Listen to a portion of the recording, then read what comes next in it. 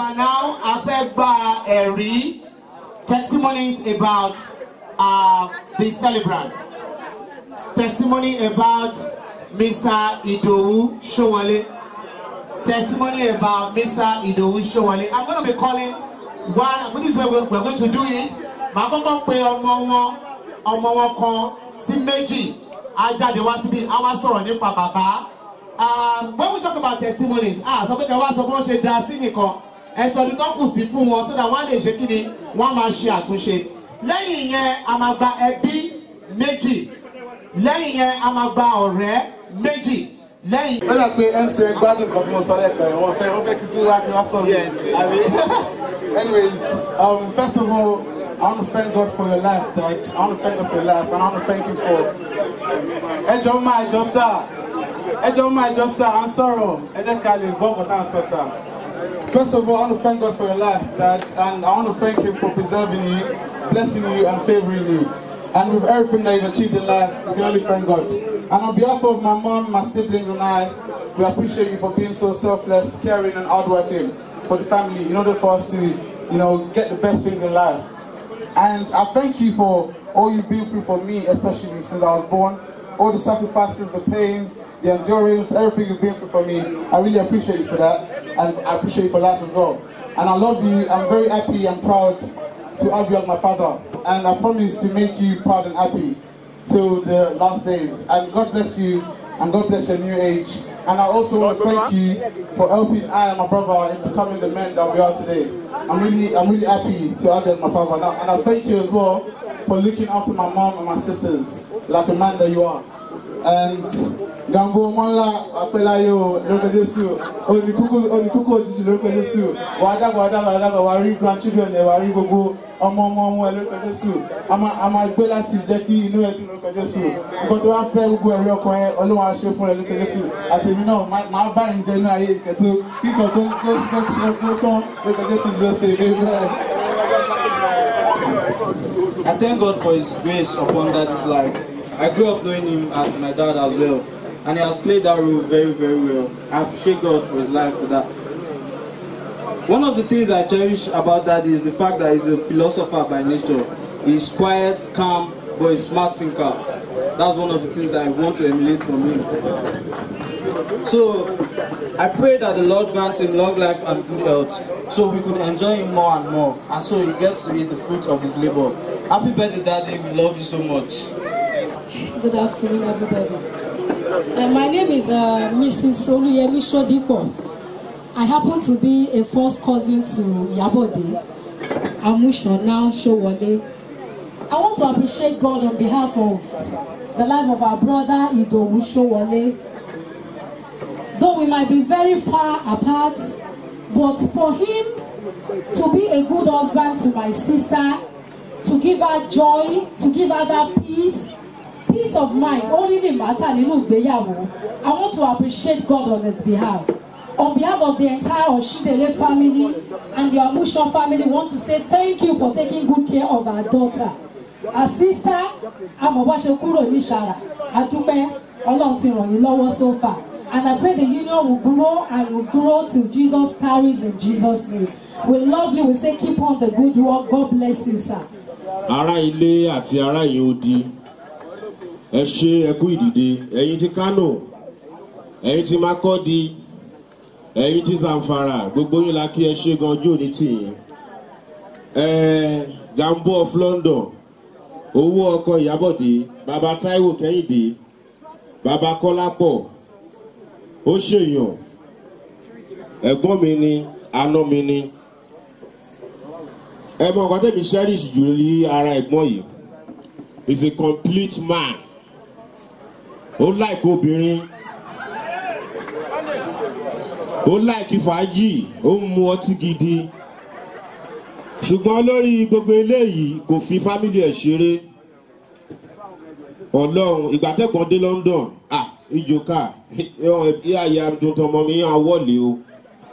Mo dẹ̀ dúpẹ́ fọ́lọ́run lọ́jọ́ tèní. Bọ́n ṣe sọ yẹn, Ọlọ́run jẹ́ kó rí bẹ́ẹ̀. Ọlọ́run gbà fún wọn. Àwọn náà ti dọmọ nílẹ̀. Ó yẹrẹ fún fò Ọlọ́run nìgé o. dédé dáadáa ọlọ́run ti ṣe wẹ́n ọlọ́run ìjẹ́ ọ bọ́jẹ́ o ṣídéédé wọn náà kẹrù bọ̀ ara ẹrú rẹ kó bọ̀rẹ̀ o torí náà ẹ má lọ báàgì ọkùnrin ẹ wọ lọ o ọlọ́run ti wá ṣe léyìí fún yín ọlọ́run tó ṣe léyìí á tún ṣe tó ju báyìí lọ gbogbo àwọn tó ti ṣe dáadáa kẹ́yìn tó ṣe dáadáa wọn ò ní bàjẹ́ ẹ̀yin tẹ ṣe ń sìn dáadáa yóò ní bàjẹ́ àwọn tó yìí tún máa ṣe ọlọ́run á gbọ́ àdúrà àwọn dáadáa tí wọn náà ní bàjẹ́ lágbára ọlọ́run ojú ò ní tì yín ẹ ṣe gan èèyàn ní Gambo àtìyàwó wọn any day anytime kí n bá pé wọn gbọ́kàn wọn má dáhùn gbà mẹ́wàá so ẹ máa ṣe bẹ ṣe ń ṣe iná ò ní tán wo yín gbogbo nǹkan tẹ fi ń ṣòwò ọlọ́run ní yóò bàjẹ́ point of correction Ọ̀túnba Kẹ́hìndé Ṣówọlé wọ́n wà ní London àwọn ò lè ráyè wá ìkejì wọn ló wà ń bí ẹnjìníà Káyọ̀dé Táíwò Ṣówọlé bàbá Tósìn ojú òní tìyín lágbára ọlọ́run ọmọ ìdúró bọ́dà ẹ bàbá nìkan ènìyàn president ìṣàrà Indíjì International UK ni wọ́n jẹ́ ẹ bàbá nìkan ènìyàn ojú òní tìyín bọ́dà. Hello, good evening everyone. Thanks for coming. Ẹ ṣeun tẹ́ bá wá síbi birthday àbúrò wa our last one as well. Adúgbò fọlọ́run. This year will be 40 years we lost our mom, which is a long time ago. We thank God for being with us up to today. It's not an easy journey, but tí Ọlọ́run bá ń ṣe bọ̀ fún ẹ̀dá tí ó gbé bá ń work out mo ṣe mímọ̀ ṣe àánú lórí gbà. We thank God for everything. Thank everyone. Gbogbo life tí àwọn ọmọ tí màá fi sílẹ̀ náà adúpẹ́ ọmọ ẹ̀gbọ́n wa ọmọ grandchildren great grandchildren we are all progressing in a normal way with God's grace. Therefore we thank God for everything. Ọlọ́run lọ pẹ́ yẹ gbogbo ẹ̀jẹ̀ wá síbi birthday yìí náà àti ibi opening of the hostel from far away from UK from everywhere from Lagos from Ogun State. We thank everyone for coming, and I learned that we have a commissioner from Abuja here. He is welcome as well. We thank him for his trip.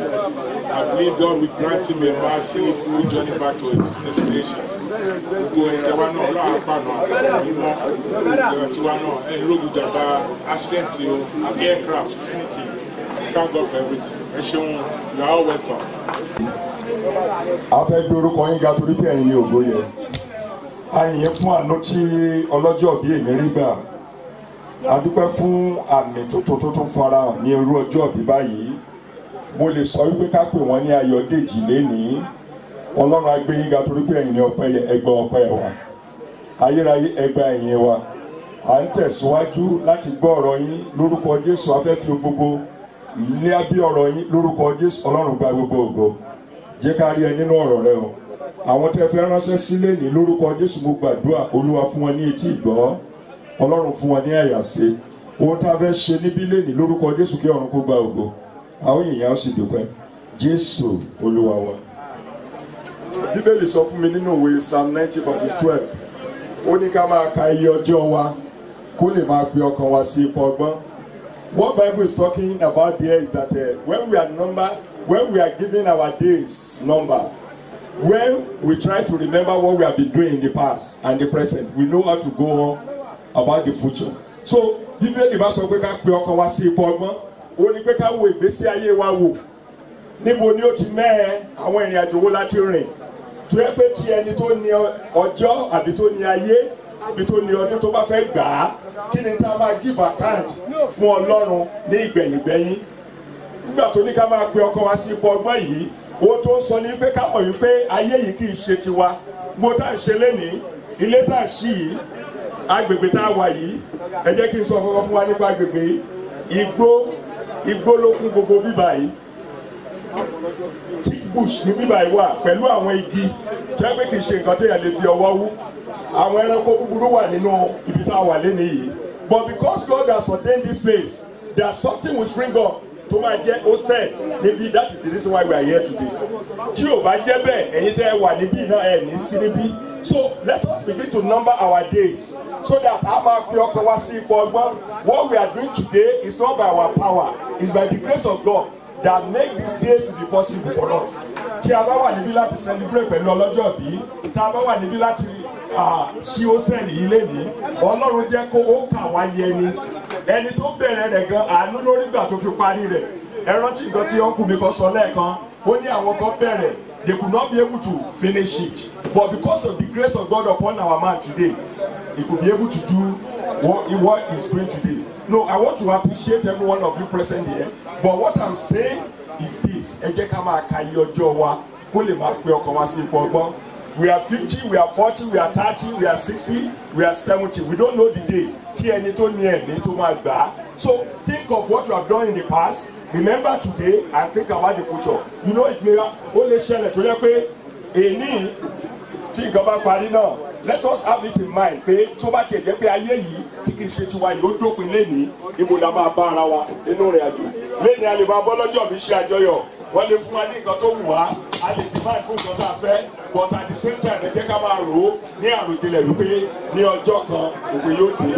Ecclesiastes chapter 12 verse 13 ó ní òpin gbogbo ọ̀rọ̀ náà tá a ti ń gbọ́ ni wípé bẹ̀rù kí o sì pa òfin rẹ̀ mọ́. Wà á nílò láti pa òfin Ọlọ́run wá nínú gbogbo tá a bá ń ṣe.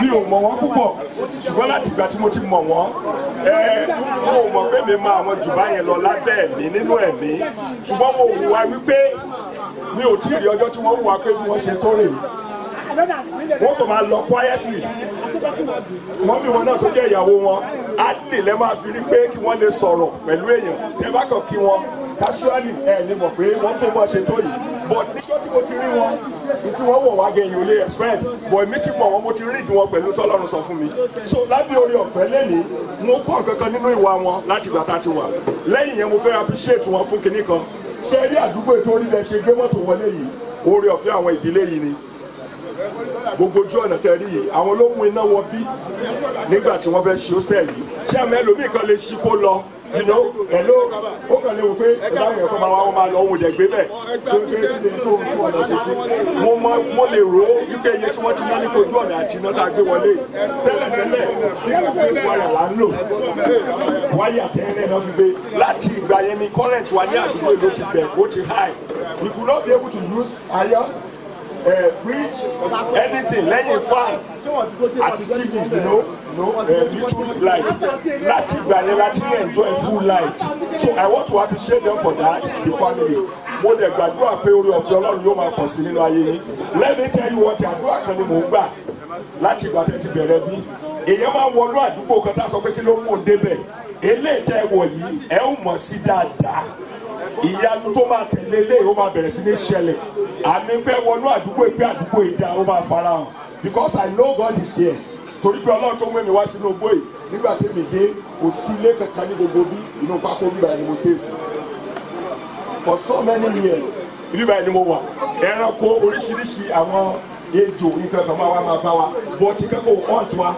títí tí ẹ̀yin fi dé so mo fẹ́ fún yín ní ìdánilójú pé you are not here by mistake you will know very soon ètò ẹ ṣe ń bí ẹ máa rí àmì ẹ truly if I'm a man of God tí bá dẹ̀ mọ̀ pé Ọlọ́run wà níbí mo ṣe wá ẹ máa rí àmì ẹ lórúkọ Jésù so I want to appreciate every one of you present here today mo gbàdúrà yìí pé gbogbo àwọn tó ń béèrè fún rúre báyìí ẹ ó rí ṣe lórúkọ Jésù eléyìí ò dẹ̀ ní bàjẹ́ kò ní wó ibi ò ní ṣẹlẹ̀ Ọlọ́run tó gbà wá láàyè láti ṣe eléyìí tí ò sí wàhálà wàhálà ò ní ṣẹlẹ̀ lẹ́yìn eléyìí ògo ní forúkọ bàbá ẹ jẹ́ kí wọ́n gbàdúrà bàbá júbà yín torí pé ẹ̀yin ní ọpẹ́ yẹn ayìn yín torí pé ẹ̀yin ní àánú yẹn agbẹ́yìnká torí pé ẹ jẹ́ kó ṣeé ṣe fún àwọn ìdílé yìí láti lóhun ayọ̀ báyìí mo sọ pé ayọ̀ wọn di méjì wọ́n ṣe ọjọ́ bí wọ́n tó ń ṣí lélẹ̀ ni Ọlọ́run agbẹ́yìnká torí pé ó ṣeé ṣe fún àánú tí ìdílé yìí nígbà Ọlọ́run gbọ́ ọpẹ́ wa mo wá gbàdúrà Ọlọ́run tó rọ̀jò àánú Ọlọ́run tí kò ní pẹ̀kun lórúkọ Jésù kó darapọ̀ pẹ̀lú yín ọlọ́jọ́ bí èní lórúkọ Jésù Ọlọ́run yóò fún yín ní ẹ̀mí gígùn àlàáfíà Ọlọ́run kó máa bá yín gbé mo tẹ bá dáwọ́lé kó yọrí sí rere o mo gbàdúrà lórúkọ bàbá tọmọ tiẹ̀ mọ́ lẹ́yìn èní yìí ìbànújẹ́ ò ní wọnú ilé yín gbogbo àwọn tó wá láti wá bá yín ṣe àjọyọ̀ lórúkọ Jésù wá máa rántí ọjọ́ èní sí rere ògo ni forúkọ bàbá gbogbo ẹnikẹ́ni tó wà níbí lórúkọ Jésù ti Násárẹ́tì ẹ ó rí àmì pẹ́ rí Ọlọ́run lénìí ògo ni forúkọ Olúwa Jésù Olúwa wa. Thank you, God bless you all. Ó sọ lábẹ́ májẹ̀mú oore ọ̀fẹ́ wípé Ọlọ́run tó kọjú ìní fún yín lórúkọ Jésù àwọn nǹkan tẹ̀ ń nàgà tẹ̀ ń lé tí ọwọ́ yín ò ti tẹ̀ àánú ọlọ́run yóò wá jáde fún yín èyí tẹ́ ṣe lénìí ẹ ó mọ̀ sí dáradára mo béèrè fún ààbò ọlọ́run ìyí apá rẹ̀ lábẹ́ ìyí apá rẹ̀ kó Olúwa kó fi yín pamọ́ lórúkọ Jésù ti Násárẹ́tì kò ní kí Olúwa kó fi yín pamọ́ kì í ṣe pé torí pé ẹni lọ́kàn ṣùgbọ́n ẹ gbìyànjú láti ṣe lórúkọ Jésù ti Násárẹ́tì ọlọ́run tó mú gbogbo nínú gbogbo lórúkọ Jésù yóò dá yín láre ọ̀fọ̀ tó ní bà yín ọ̀rọ̀ yìí ò ní di ìbànújẹ́ èyí tẹ́ ẹ ti ṣe tó ti dá lórúkọ Jésù kò ní bàjẹ́ lójú ẹ̀mí bẹ́ẹ̀ ṣe ń dàgbà lọ sí ipò àgbà mo gbàdúrà okun àti agbára kó Olúwa kó yọ̀ǹda fún mi àwọn ọmọ yín lórúkọ Jésù kó wọ́n ṣe rere àánú Ọlọ́run kó wá ayé wọn rí àwọn aṣẹ́ni lórí wọn ò ní rí wọn ṣẹ́ lórí o bí wọ́n ṣe ń sọ nípa yín ní dáadáa a ó sọ tiwọn náà ní dáadáa bẹ́ẹ̀ ló ṣe máa rí o ògo ní forúkọ bàbá ìdílé yín ìbànújẹ́ ò ní wọnú rẹ̀ ayọ̀ Ọlọ́run kó máa pọ̀ sí ibi tẹ́ ti rí ṣe lórúkọ Jésù kò ní bàjẹ́ bẹ́ẹ̀ ló ṣe máa rí ògo ní forúkọ bàbá Jésù Olúwa wa.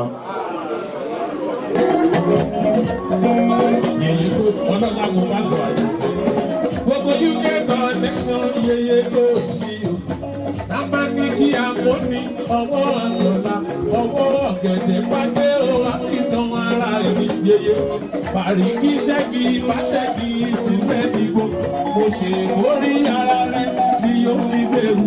Ọwọ́ ọ̀gẹ̀dẹ̀ pàdé o, àkìtàn ara ẹni. Ọ̀rọ̀ ẹ̀jọ́ ti fi bẹ́ẹ̀ni tí fẹ́ kó lò ó. Ẹ bá tún lè kó lọ́yọ̀. Ilé bá tún ilẹ̀ dájú ilẹ̀ mi. Yeye kó tí ẹ bá tún ilẹ̀ lọ sí máa ríre káàkiri. Èso ní kíbi lọ́dọ̀. JESUS. JESUS.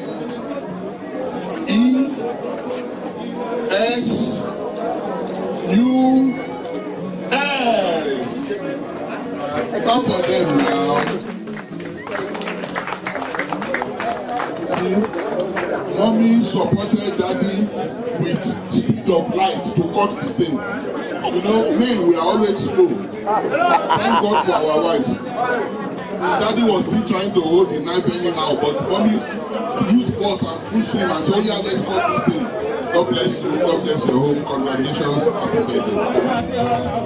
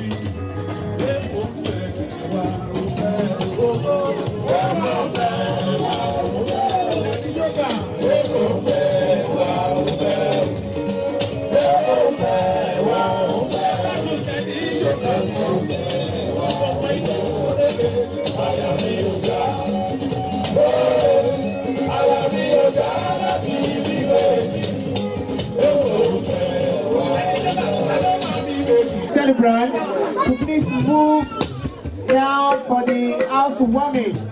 A fẹ́ lọ ṣí ilé yìí. Ẹ jẹ́ kí n sọ fún wa. Ṣé rí ilé tí à ń wò yìí? Èèyàn kan tó jẹ́ contractor ẹ̀ ó wà láàrin wa ń bì yìí. Mo fẹ́ máa polówó òwò yẹn ní pápápá.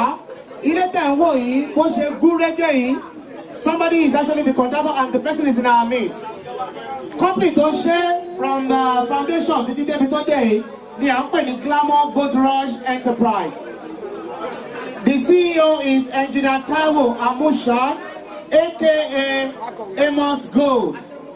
Number one is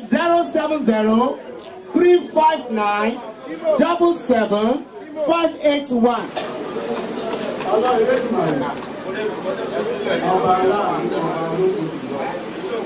Ọba lónìí ọba lánàá ìwọ lọba tó ju àwọn ọba lọ ìwọ ọba tó ju gbogbo ayé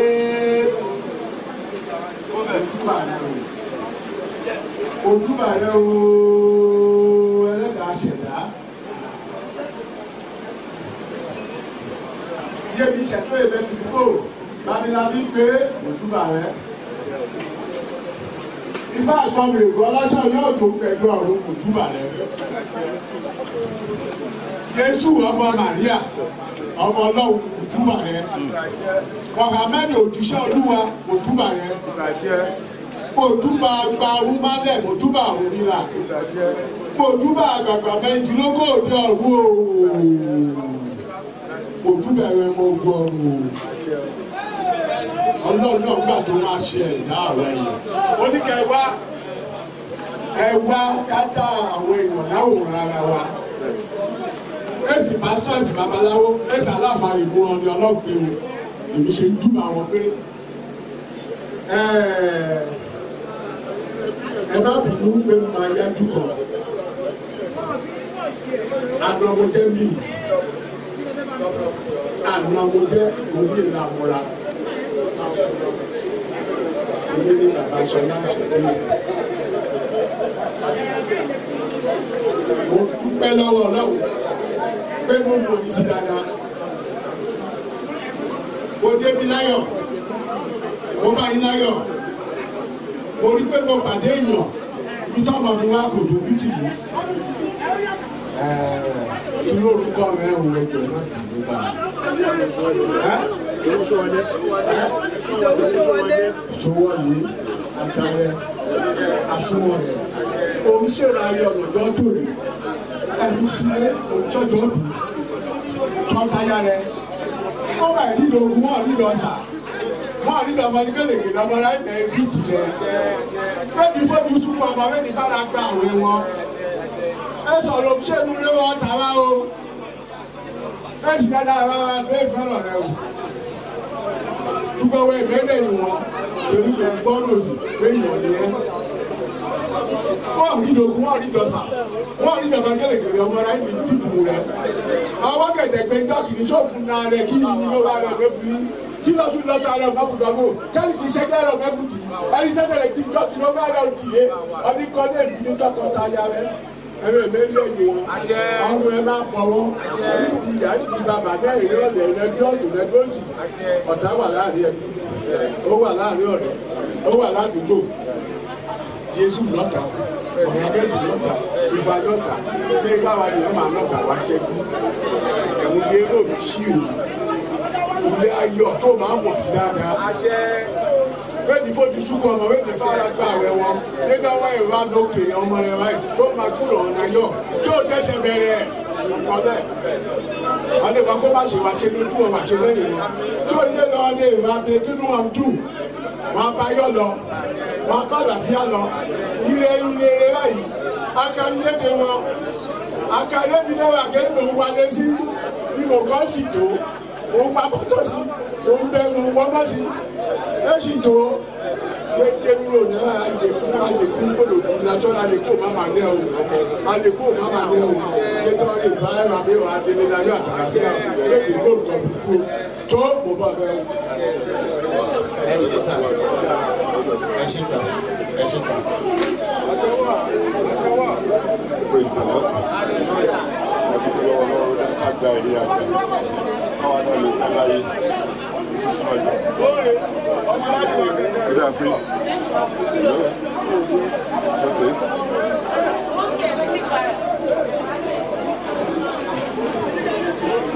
Bíbélì sọ pé ẹgbẹ́ orí sókè yẹn náà agbẹ́yìn sókè yẹn ẹ̀kọ́ ayérayé kí ọkọ̀ òkú wọnú nílùú wa ó ní ta ni ọkọ̀ òkú ọlọ́run tó lé tó ní agbára ó ní ọkọ̀ òkú náà mú gbàdúrà ní ìṣílẹ̀ ilé ọkọ̀ òkú yóò darapọ̀ pẹ̀lú yín ọlọ́run àwọn ọmọ ogun yóò darapọ̀ pẹ̀lú léyìn àánú ọlọ́run yóò darapọ̀ pẹ̀lú bí bẹ́ẹ̀ ṣe ń ṣíbí lẹ́nu lórúkọ Jésù ti Násárẹ́tì gbogbo àwọn tí yóò bá yín lájà níbi lórúkọ Jésù yìí ò ní ṣẹlẹ̀ sí wọn ẹ ti ná owó síbi ẹ ó fa owó padà bẹ́ẹ̀ ṣe ń gbà kò ní já sí ìnira fún yín kò ní já sí wàhálà kò ní já sí ìdààmú ẹ ò ní gbowó bí di òkú ọmọ ò ní di òkú bẹ́ẹ̀ ló ṣe máa rí o òkú ní forúkọ bàbá eléyìí la ṣe lẹ́nu ní orúkọ tí bàbá àti ní ti ọmọ àti ní ti ẹ̀mí mímọ́ Jésù Olúwa.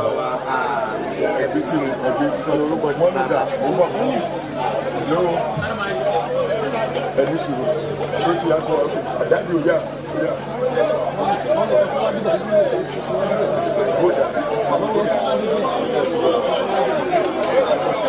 Sọ́wọ́ ti wà bẹ́ẹ̀ tí bá sọ pé bàbá ọmọ àti ẹ̀mí mọ́ yẹn lè bá fi mí. Bàbá aṣílẹ̀ yìí ní orúkọ ti bàbá àti ní ti ọmọ àti ní ti ẹ̀mí mímọ́. Hallelujah! Congratulations, sir. Congratulations, sir. Congratulations. You should come in. Very, very grateful. We want to feature the special second in the name of Jesus. We witness one more years of thank you all. Yes, I appreciate your thanks. Wọ́n láwọn dúpẹ́ lọ́wọ́ wa pé ẹ ṣé gbogbo àwa tí àwa God bless you. Now it's over to you, the musician. It is the celebrant dance.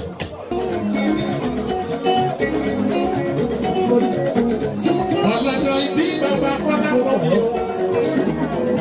Bàbá ètì rẹ̀ àwọn ìṣòfò. Ọmọ Ṣówọlé àìníjòbí Manuel. Ṣé kò dáwà lórí? Ọlọ́jọ́ ìbí ìjọba ẹ̀. Ọlọ́jọ́ ìbí ìjọba ẹ̀. Ọlọ́jọ́ ìbí ọkọ̀ yẹn ti mọ̀ ẹ̀ máa ṣe sí lọ.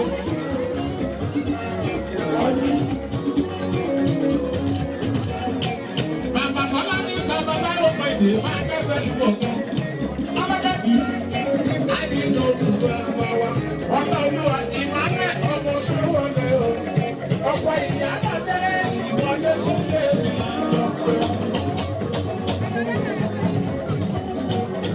Ọlọ́jọ́ ìbí o, ìjọba ẹ̀ o, ṣé wéèrè kò dáwọ́? Ìyá bẹ̀rù. Ọlọ́jọ́ ìbí ìjọba ẹ̀ o, àbí ètò ìdá. Ọlọ́jọ́ ìbí ìjọba ẹ̀ o, ṣé wọlé máa kẹsẹ̀ lúkọ̀? Ṣé wéèrè kò dáwọ́ lóru? Ọ̀gbọ̀n yẹn tún dé yẹtí bàbá mi. Bàbá mi yóò lè bàbá tó láṣẹ lójú máa rè lọ́gbà. Mami Yesu dé ọlọ́pàá máa wà sọ. Ẹnjìníà tó jẹ́ dàbà rí. Ẹ̀wà gẹ́jìníà mi dàbà yé lórí bèbí. Ó sọ Yesu dé ní bọ́dà mi lọ́wọ́lọ́wọ́. Ẹnjìníà náà lé dàbà rí lọ. Ọlọ́jọ́ ìbí ìjọba ẹ̀. Mami Yesu dé ìyàbọ̀ dé. Yèmí ẹ̀kọ́ lábọ̀ máa bá ṣe bá ṣe ní ọ̀dọ́.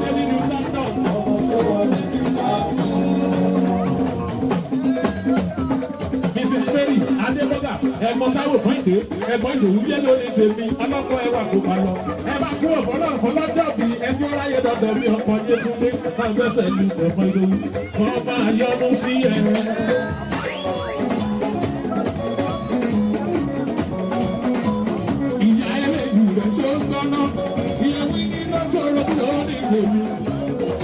Yèyé kọ́lá pọ̀ sanwó mi lọ́wọ́lọ́wọ́. Ọ̀làpá rẹ̀ nílé. Ayé ti gbàgbọ́ lórí ìdòwú. Olójú ààrẹ ló ti wọ́n mọ́. Àmì Adébọ́gà máa bẹ́sẹ̀ ẹnu kọ̀ọ̀kan. Yèyé Túndé tó bẹ̀ nílùú lọ́dọ̀ àbárẹ̀ wá sílé. Ẹ̀kọ́ táyé lolú owó mi rẹ̀ o. Bàbá mi náà dé báyé. Ẹ̀kọ́ wọn pẹ̀ dé èjì rẹ̀. Bàbí táyé lolú èjì rẹ̀ káyọ̀dé. Ọkọ̀ sọ́wọ́ ló ẹ̀jẹ̀ fún mọ́mí fi tò sí kí. Adébọ́gà bá wá wá. Ọlásàdé mi sọ́wọ́ lébi lẹ́dílé. Yèyé ti Túndé nílùú lọ́dọ̀ fún bàbá olójú àrèdè tí mo mọ̀. Bàbí ẹ Túndé ọmọ àyọ̀nù sí ẹ. Ọmọdé yọ̀nù sí ẹ. Lágbàpò máa yọ̀nù sí ẹ. Ọkùnrin kan yọ̀nù sí ẹ. Obìnrin máa yọ̀nù sí ẹ. Gbogbo ẹni máa yọ̀nù sí ẹ. Yétúndé ìyọ̀nù ọlọ́run ọba. Ìyọ̀nù ọlọ́run ọba. Ìyọ̀nù ọlọ́run ọba. Ẹ ó máa rí. Adébọ́gà àánú lórí ìgbà adé orí ọ̀gbìn. Màmá kò gbàgbà ṣó sọ̀rọ̀ mi. Ẹ bá tọ́jú bàbá kò má já. Olójú àrèdè bàbá tí wọ́n ní. Ọ̀dà mi pẹ̀lẹ́ pẹ̀lẹ́ ó ṣàbí àdúrà. Èmi rẹ̀ kọ́ ká ẹsẹ̀sẹ̀sẹ̀ aládì.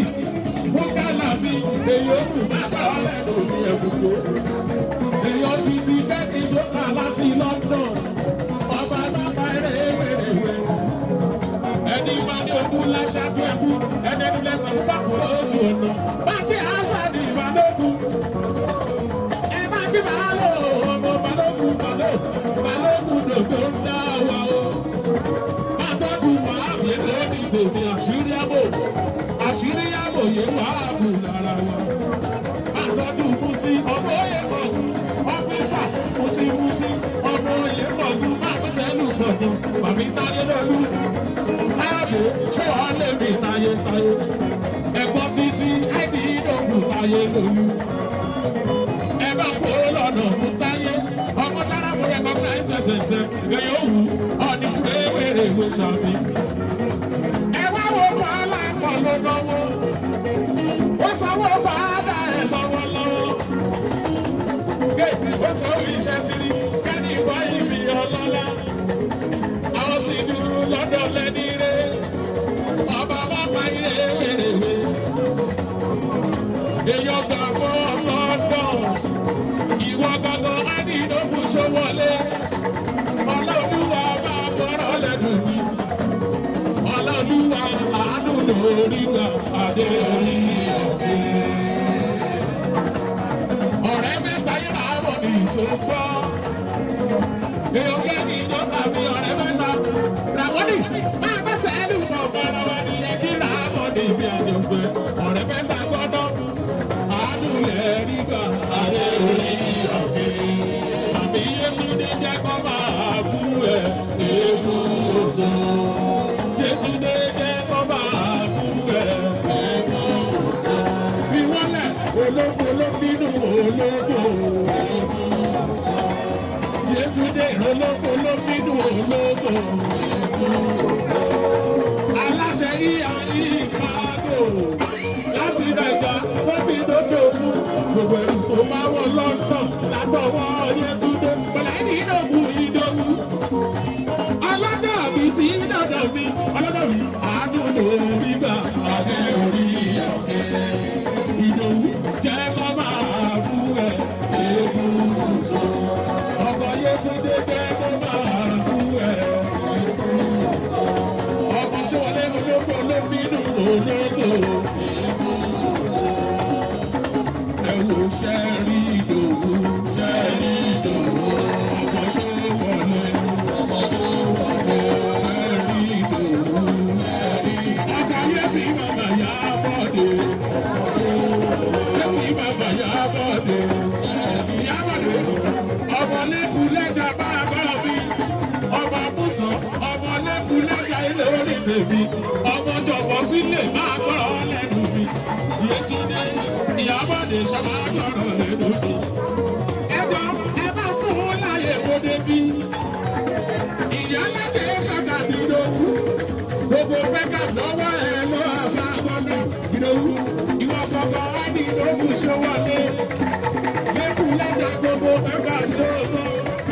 ọmọ lẹ́kùn lẹ́jà gbogbo bẹ́gà ṣọ́kọ́ ìyáládé gbogbo bẹ́gà yẹn ló ní tèmi ẹ̀dúrẹ́ àyàṣó wọlé àyàṣó wọlé èèyàn ti bẹ́ẹ̀ ní ìjọba àyàṣó wọlé gbàgbọ́ èèyàn bẹ́ẹ̀ ní ìjọba àyàṣó wọlé tó bá tilẹ̀kùn mọ́ wọn ló fi kọ́kọ́rọ́ ló tilẹ̀kùn mọ́ wọn.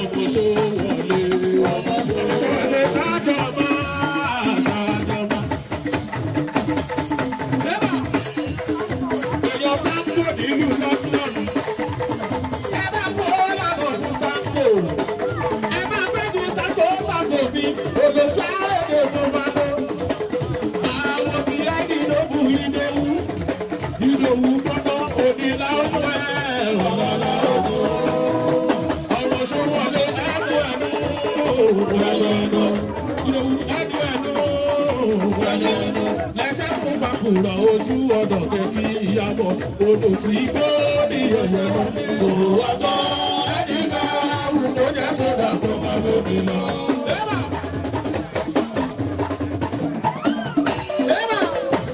Ìyálàjẹ fẹ́gà ọmọ lẹ́kùn lẹ́jà sóńgọ́ òbí ẹni rẹ̀ àyà ìdòwú ẹni ìdòwú kó bá lọ. Ọba bá pa eré wèrèwé ẹ bá fi fi ṣàyọ̀ fi gbọ́. Èdùmàrè bá pa eré wèrèwé ìdòwú odò tí gbó ní yẹ̀yẹ́ lọ. Òwúrọ̀ ẹni bá wù kó jẹ́ sódà tó máa bómi lọ. Ọmọ ṣé wọ́n lé bàbá sọ títí mọ̀ ò bàbá ọ̀gbọ́n àgbòdè ìwà ọ̀padà bómi. Aládìgbẹ̀ ń sáwọ́ mi lọ́wọ́lọ́wọ́. Àwọn tí aládé yẹn lórí tèmi ṣe wọlé. Ẹ wá tọ́jú àní ti ṣáálẹ́ nílé. Ọ̀làdìgbẹ̀ bàbá bá pa eré wèrè. Bàbá sọ títí mọ̀ ò bàbá ọ̀gbọ́n àgbòdè ìwà ọ̀padà bómi. Ọmọ ṣé wọlé tilẹ̀ kò mọ́ wọn. Omi gọ́gọ́rọ́ pamọ́. Ìwọ láti dòkú ìdòwú. Omi gọ́gọ́rọ́ pamọ́. Ọkọ yẹn ti màmá yé túndé. Omi gọ́gọ́rọ́ pamọ́. Ìbòyá dání kẹ́ló ní tèmi ẹni rẹ̀. Omi gọ́gọ́rọ́ pamọ́. Ọmọ ṣé wọlé máa bọ̀rọ̀ lẹ́nu. Omi gọ́gọ́rọ́ pamọ́. Ìwọ láti dòkú tí mo mọ̀. Omi gọ́gọ́rọ́ pamọ́. Ẹ bá kí ló kú òkú. Omi gọ́gọ́rọ́ pamọ́. Ọmọ ṣé wọlé lóní tèmi. Omi gọ́gọ́rọ́ pamọ́. Ẹ bá kí ló kú òkú. Omi gọ́gọ́rọ́ pamọ́. Oya ọmọ ṣọwọlé ṣùgbọ́n bàbá ẹni lọ́wọ́ ìgbónáwó ṣùgbọ́n bàbá ọmọ ní ṣọwọlé ẹni lọ́wọ́ ìdòwú bàbá ti kọ́lápọ̀ bàbá aládùn mi ó bàbá bàbá èjì rẹ̀ tó ń bọ̀ ṣùkùṣùkù bàbá ọmọ ti ṣọwọlé ẹni tó bá wúwo bẹ́ ṣọwọlé yàtọ̀ bẹ̀rẹ̀ níbẹ̀ ọmọ ṣọwọlé lónìí bèbí.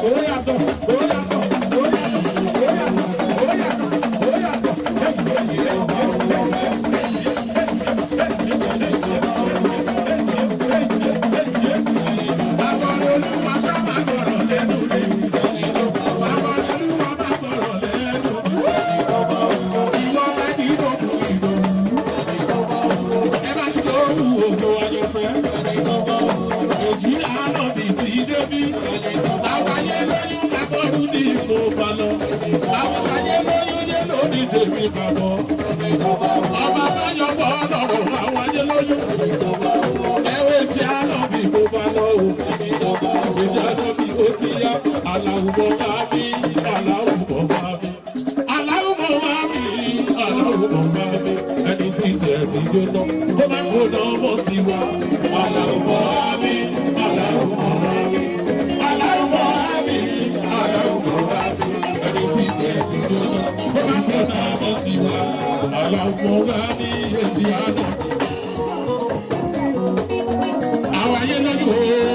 lórí dèdè mi. Ìdòwú aláwọ̀ àmì aláwọ̀ ọ̀gá mi ẹni tí tí ẹni tó lọ. Mo máa tó ẹni ìdòwú lo aláwọ̀ àmì aláwọ̀. Bàbá mi ní lọ́sọ̀ ọ̀rọ̀ kúlọ̀ wá ní ìlú. Lábẹ́ ti ọ̀rọ̀ lọ́dún yá ẹ̀. Lábẹ́ ti ó ní ojú rí mi ná, ojú mú rí mi ná ọlọ́run mi. Bébí olùkú ẹ̀kọ́, bẹ́lẹ̀ rẹ̀ ẹ̀ ó ṣe. Bí etí ẹ̀dá bá ti bá, ó lè fà á rẹ̀. Òkè ara bá a tó ọ̀gbìn.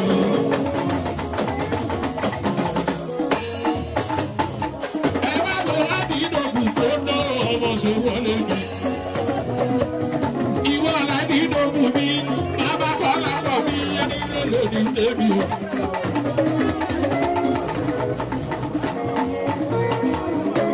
Owó bàbá kọ́lá ní gbogbo ọ̀lọ́lá lórí tòbí.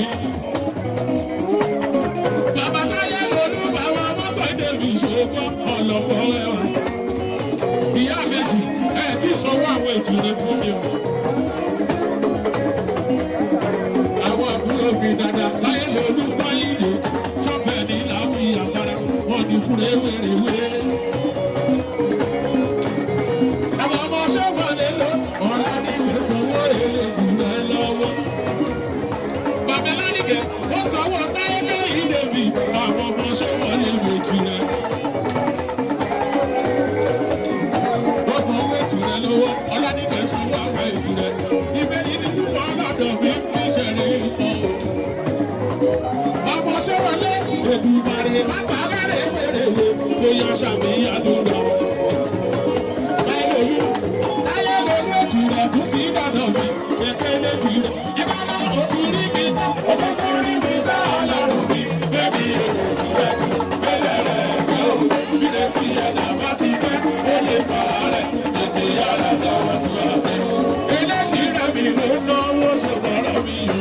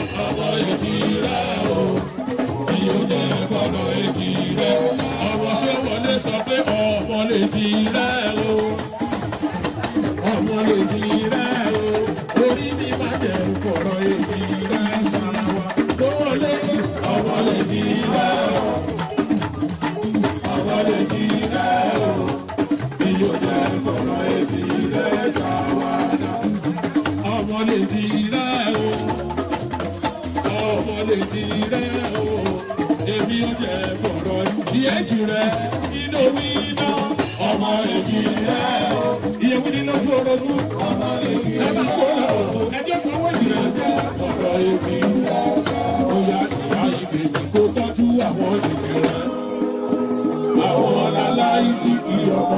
Ẹgbẹ́ ẹlọ́jú mọ́ bìbí. Ókè ìyá ìbejì tó tọ́jú àwọn èjì rẹ̀. Àwọn lálá ìsìnkì ọmọ. Ẹ wo wíníwíní lójú orogún. Èjì wọ̀rọ̀ lójú ìyá ẹ̀. Wíníwíní lójú orogún. Èjì wọ̀rọ̀ lójú ìyá ẹ̀. Ó sọ ní alákìsọ̀ nílẹ̀. Màmí Yétúndé wá sọ wípé ọmọ rere lè jì rẹ̀ lọ́dọ̀ bí o. Ọmọ rere lè jì rẹ̀ lọ́dọ̀ bí o. Yétúndé sọmọ rere lè jì rẹ̀ lọ́dọ̀ rẹ̀ o. Ọmọ rere lè jì rẹ̀ lọ́dọ̀ bí o. Ẹ wo aráyé ẹ máa fèjì rẹ̀ lọ́dọ̀ bí o. Táyé lolú. Ọmọ rere lè jì rẹ̀ lọ́dọ̀ bí o. Màmí Yétúndé ẹ má dèjì rẹ̀. Ẹ má ṣèjì rẹ̀ o. Ẹ má sọ̀rọ̀ èjì rẹ̀ láì dá. Ọmọ rere lè jì rẹ̀ lọ́dọ̀ bí o. Iye méjì rẹ̀ sọmọ rere lè jì rẹ̀ lọ́dọ̀ bí o. Ọmọ rere lè jì rẹ̀ lọ́dọ̀ bí o. Táyé lolú ọmọ rere lè jì rẹ̀ lọ́dọ̀ bí o. Ọmọ rere lè jì rẹ̀ lọ́dọ̀ bí o. Táyé lolú ọmọ rere lè jì rẹ̀ lọ́dọ̀ bí ọmọ Kọ́ìdé. Ọmọ rere lè jì rẹ̀ lọ́dọ̀ bí ọmọ Ṣówọlé ẹ má lè jì rẹ̀. Ẹ má ṣe jì rẹ̀ o. Ẹ má sọ̀rọ̀ èjì rẹ̀ láì dá. Ọmọ rere lè jì rẹ̀ lọ́dọ̀. Ó ní pé mo ṣe gbogbo Táyé lolú. Mo ṣe wà fún méjì. Orí ikọ́ ìwé lábàgà lẹ́yìn mi mo ṣe gbogbo Táyé lolú. Mo ṣe gbogbo Táyé lolú. Mo ṣe wà fún méjì. Orí ikọ́ ìwé lábàgà lẹ́yìn mi mo ṣe gbogbo. Ó ti yá èmi fẹ́ bèbí. Èmi fẹ́ bèbí. Èmi fẹ́ bèbí. Ta ló tún fẹ́ bèbí? Lọ́dọ̀wọ́ ẹ̀. Èmi fẹ́ bèbí. Ìyàwó ló tún fẹ́ bèbí. Lọ́dọ̀wọ́ ẹ̀. Èmi fẹ́ bèbí. Ta ló tún fẹ́ bèbí? Lọ́dọ̀wọ́ ẹ̀. Èmi fẹ́ bèbí. Ó yá ta ló máa fi bèbí tó bá tẹ̀wọ́ o. Kékeré. Iye mẹ́rin èmi máa fi bèbí tó bá tẹ̀wọ́ o. Kékeré. Bẹ́ẹ̀ni, ta ló máa fi bèbí tó tẹ̀wọ́ wa? Kékeré. Yétúndé èmi máa fi bèbí tó bá tẹ̀wọ́ o. Kékeré. Ayé lolú ìjó lówó. Ìjó èjìlá ìjó lówó. Ayé lolú ìjó lówó. Ìjó èjìlá ìjó lówó. Bàbá Yétúndé ayé lolú ìjó lówó. Ìjó èjìlá ìjó lówó. Ayé lolú ìjó lówó. Ìjó èjìlá ìjó lówó. Yẹ̀kẹ́ bàbá ayé lolú ìjó lówó. Ìjó èjìlá ìjó lówó. Bàbá Yétúndé ayé lolú ìjó lówó. Ìjó èjìlá ìjó lówó. Ayé lolú ìjó lówó. Ìjó èjìlá ìjó lówó. Àbọ̀bọ̀ ìdè ìjó lówó. Ìjó èjìlá ìjó lówó. Torí Yétúndé Ìyábọ̀dé, òkú tó ti kú òkú lè gbé bọ́dì sókè. Àbí Yétúndé gbé bọ́dì ẹ̀, bóyá gbé bọ́dì ẹ̀, bóyá lẹ́sẹ̀kẹsẹ̀. Ìyá aládé mi, má gbọ́dọ̀ lẹ́nu mi. Ìyá aládé gbé bọ́dì ẹ̀, ọlọ́pọ̀ lẹ́wà. Bóyá lẹ́sẹ̀kẹsẹ̀, ìlú olúwa. Ọdún ayọ̀ṣọ́ sọ̀rọ̀ mi, ọmọ tòlù ṣọlá. Má gbọ́dọ̀ lẹ́nu mi, ìlú olúwa rẹ̀ ń gbà. Olójú wa rẹ̀ bẹ̀, àbí Yétúndé gbé bọ́dì ẹ̀, òkú tó ti kú.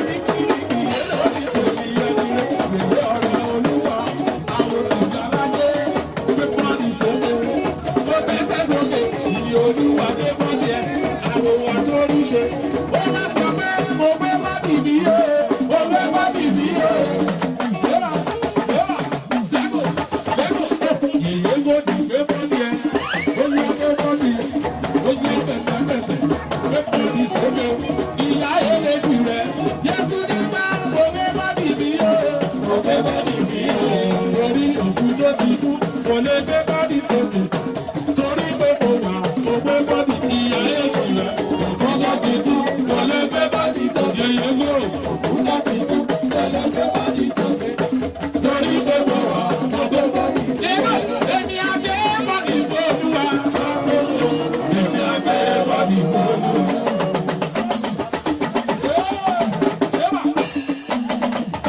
Yetunde yeye jure. Yewi ni lọ́jọ́ ọdún tèmi. Yeye ti wọ̀rọ̀ lójú yẹ. Láyé lójú rẹ̀ máa gbọ́rọ̀ lẹ́nu mi. Láyé mi túbọ̀ lọ́dọ̀ mi o. Láyé mi èmi àgbẹ̀ bọ́dì fòlùwà. Èmi àgbẹ̀ bọ́dì fòlùwà. Yetunde èmi.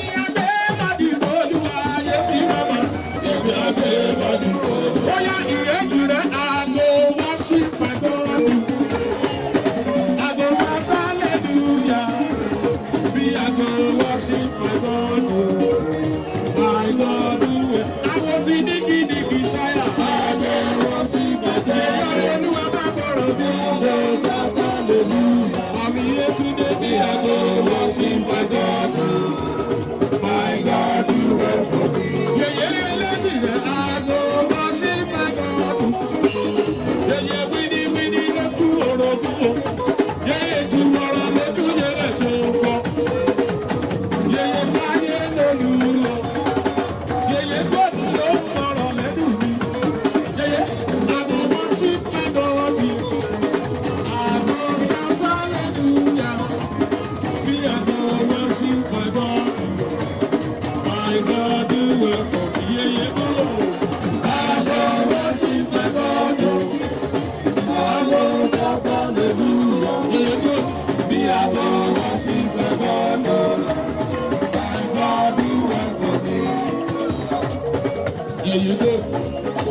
Ńláńlá ló bẹ̀rẹ̀ ìṣẹ̀dá ayé. Ìmọ̀lẹ̀ ńlá ló padà wá gbẹ̀yìn rẹ̀. Adégbodò ti gbóríde òwe máa yọ̀.